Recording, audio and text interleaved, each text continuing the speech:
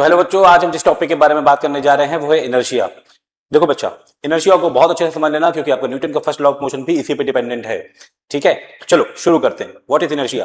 देखो, अगर हम किसी भी ऑब्जेक्ट या बॉडी की बात करें तो बॉडी की एक अपनी टेंडेंसी होती है। वो टेंडेंसी ये होती है कि बॉडी जिस पोजीशन या जिस तरीके से है वो उसी में रहना चाहता है। फॉर एग्जाम्पल, अगर मैं किसी डायरेक्शन में चल रहा हूं तो मेरी बॉडी चाहती कि मैं उसी डायरेक्शन में चलता रहूं। मैं मोशन में हूं तो मेरी बॉडी चाहेगी कि मैं मोशन में ही रहूं, या मैं रेस्ट में हूं तो मेरी बॉडी चाहेगी कि रेस्ट पे ही रहूं। देखो, इसको सिंपल इस तरीके से समझते हैं कि गैलीलियो ने भी आप उनका एक ऑब्जर्वेशन था। उन्होंने देखा कि एक इंक्लाइन प्लेन है। इस इंक्लाइन प्लेन में जब हमने एक मार्बल छोड़ा तो मार्बल जब ऊपर इंक्लाइन प्लेन था तो छोड़ा तो वो उसकी वेलोसिटी बढ़ गई। उसकी वेलोसिटी क्यों बढ़ गई? उसकी वेलोसिटी इसलिए बढ़ गई क्योंकि इसके ऊपर एक ग्रेविटेशनल फोर्स लगा था जिसने उसकी वेलोसिटी को बढ़ा दिया। अब इसी को पलट दें, अगर हम बॉल को ऊपर की तरफ भेजते हैं तो क्या होगा?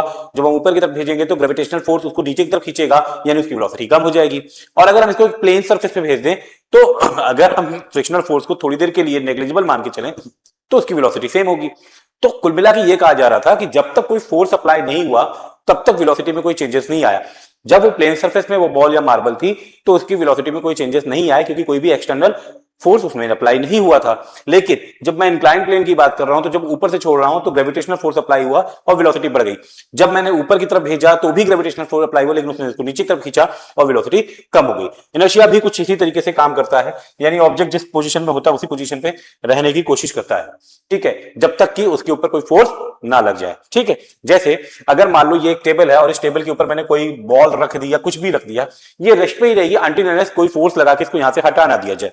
दूसरा, जैसे अगर आप बाइक चला रहे हो, साइकिल चला रहे हो, तो आपकी बाइक या साइकिल चलती रहेगी अनटिल अनलेस जब तक आप अपना पैडल ना रोक लो या फिर आप उसमें कोई ब्रेक अप्लाई ना कर दो। तो ये दोनों ही केसेस में आपको एक चीज समझ में आता है कि जब तक कोई भी एक्सटर्नल फोर्स अप्लाई नहीं होता तो बॉडी के चाहे वो रेस्ट में हो या फिर मोशन में हो उसकी पोजीशन में चेंज नहीं आता। ठीक है, इस तरीके से हम ये चीज कह सकते हैं कि इनर्शिया का एक टाइप होता है रेस्ट में, यानी कि अगर कोई ऑब्जेक्ट रेस्ट में है तो रेस्ट में ही रहना चाहता है अनटिल अनलेस उसके ऊपर कोई एक्सटर्नल फोर्स अप्लाई ना किया गया हो।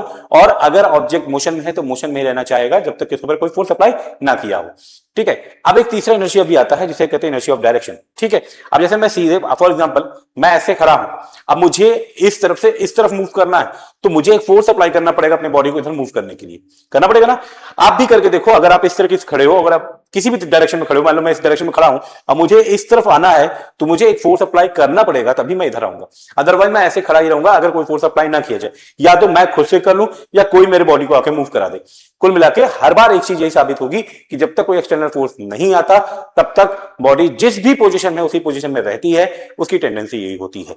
ठीक है, तो यही है इनर्शिया का लॉ कि कोई भी ऑब्जेक्ट रेस्ट, मोशन या जिस डायरेक्शन में उसी डायरेक्शन में रहेगा अनटिल अनलेस उसके ऊपर कोई फोर्स अप्लाई ना किया गया।